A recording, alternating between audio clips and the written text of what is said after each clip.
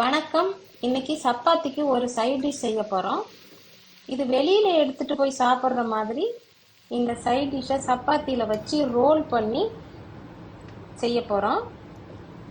இது ட்ராவலில் எடுத்துகிட்டு போய் சாப்பிட்றதுக்கு சௌகரியமாக இருக்கும். அதனால தான் இந்த மாதிரி செய்கிறோம். வாங்க இது எப்படி செய்யறதுன்னு பார்க்கலாம்.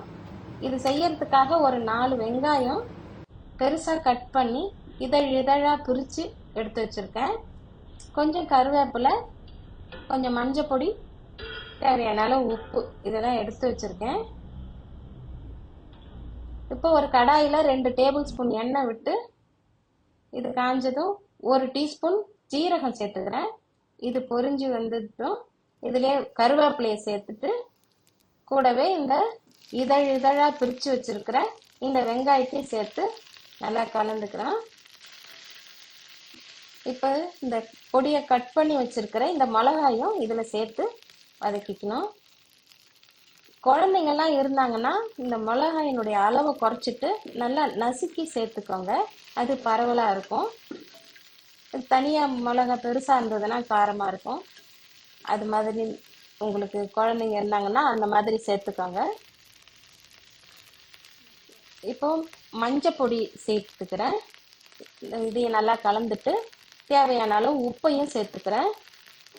இதை நல்லா கலந்து விட்டுட்டு இது கொஞ்சம் தண்ணி தெளிச்சுக்கணும்.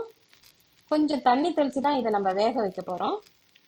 கொஞ்சம் தண்ணி தெளிச்சுட்டு இதை ஒரு மூடி போட்டு மூடி ஒரு 2-3 நிமிஷத்துக்கு இதை வேக வைக்கலாம்.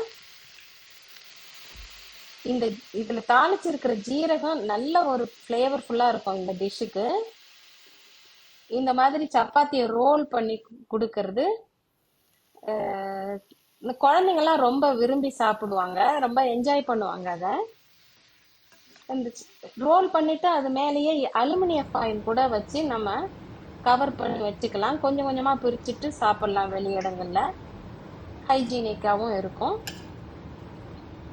நீங்கள் இதை ட்ரை பண்ணி பாருங்கள். இந்த இப்போ டிஷ்ஷு ரெடி ஆயிடுச்சு. இந்த மாதிரி சப்பாத்தி மேலே இதை பருத்திட்டு இப்படி ரோல் பண்ணிக்கலாம்.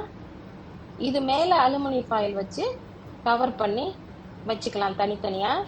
அது ஒன்று ஒன்றா எடுத்து எல்லாருக்கும் டிஸ்ட்ரிபியூட் பண்ணுறதுக்கு கூட சௌகரியமாக இருக்கும். ட்ரெயின் ட்ராவலுக்கெலாம் இது ரொம்ப சௌகரியமாக இருக்கும்.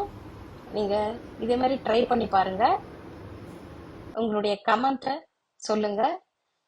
இந்த வீடியோ உங்களுக்கு பிடிச்சிருந்தா லைக் பண்ணுங்கள், ஷேர் பண்ணுங்கள், சப்ஸ்கிரைப் பண்ணுங்கள். நன்றி, வணக்கம்.